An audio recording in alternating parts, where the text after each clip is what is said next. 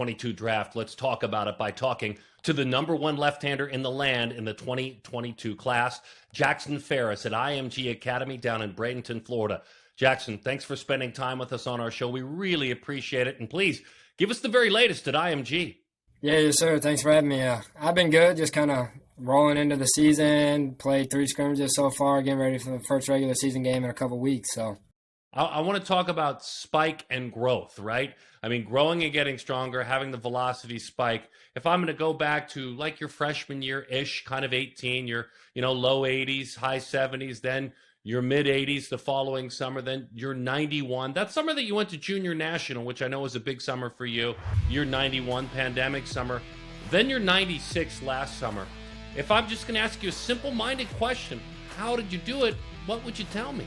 So to get to 91 miles per hour, it's funny, I never touched a weight at all. So I never once got in the weight room to get to 90. And it was honestly like just keeping things as simple as possible, starting when I was little, working to get mechanics as perfect as I could, and then building arm strength by doing long tossing every other day in the off season and during season. So those 2 things really helped me. You recently shared with me, and I'd love for you to expound upon this, that you got good touch and feel on your changeup in the end of 21 and now into 22 by long tossing it a little bit, throwing it at about 90 feet. Explain to all our young pitchers out there how that worked, that your changeup has now joined your top 3 pitches. So my changeup, like, of course, like, you're not going to throw it as much in high school ball because, like, with velo, you can just blow by a lot of high school kids, and throwing a changeup just speeds up their bat.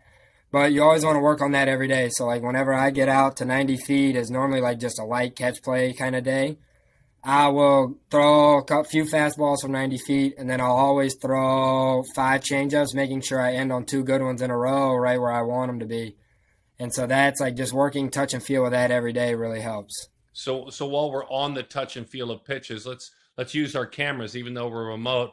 I've got my baseball just to show folks I have a baseball. Why don't you introduce your pitches? You and I have done this great conversation on radio on Sirius XM. Let's do it so everyone can see on television. Introduce your pitches to us, the grips that work best, and then kind of tell us the effect you hope they have.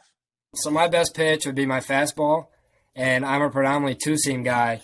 So I go fingers in between the lace, which is kind of different. Most people go fingers on top. I go in between because I feel like I'm able to get more movement with a 2-seam with the same velo as I get with my 4-seam, which most people don't have. And I'm able to get, with my fingers together, I feel like I'm able to rip down on the ball a lot better. And it almost allows for the ball to sink at the last second too. And then my changeup is a 2-seam changeup with me throwing a 2-seam fastball, kind of circle change, pinky on the bottom for stabilization.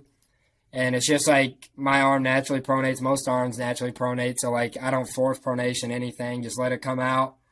You want it to touch your middle finger last. So you want it to like almost come out. And then last thing is your middle finger to come off the ball. And then my curveball, I throw a traditional grip, 12-6 curveball. So you grip the ball on the inside of the horseshoe, thumb on the bottom, touching the lace. You just come right over top and rip down on the lace. And then I also, last year at IMG, I developed a slider.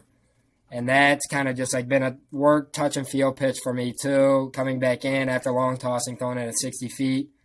And I grip it almost just like my curveball, but instead of coming over the top, I just pull down on that lace with my middle finger.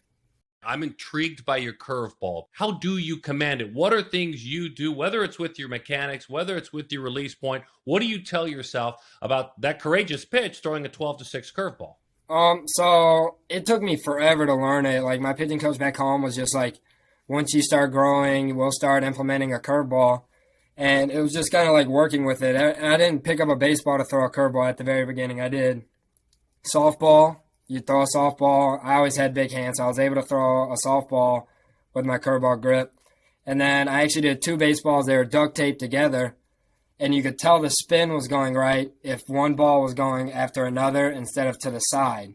So that's how I realized that the spin was going to be right. And whenever I'm on the mound throwing it, it's just kind of like it's a feel. I want to just come out, pull it on that lace as hard as I can.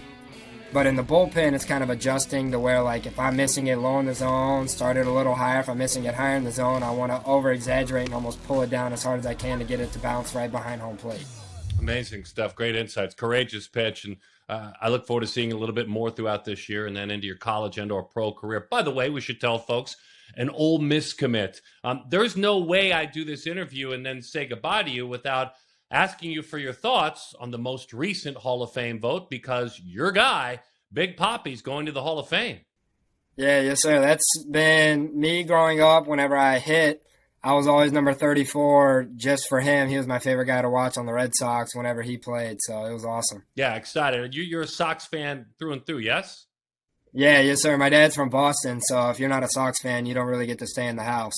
Oh, okay. I got you. Yeah. So when I Yes, come sir. visit Mount Airy, North Carolina for the great documentary we'll do on you on draft day, if I tell your dad I'm a Yankees fan, that's it. Yeah, you might as well just go out the door. So make your agent happy, your advisor, I should say, and your father happy, and be a Red Sox fan. I can do Yeah. that. I can do that. Yes, sir. Hey, man, best of luck. Thanks for spending time. We always enjoy connecting with you. What a great story of growth and evolution. The sacrifice your parents have made to get you down to IMG. We wish you the best. Yeah, yes, sir. Thanks for having me.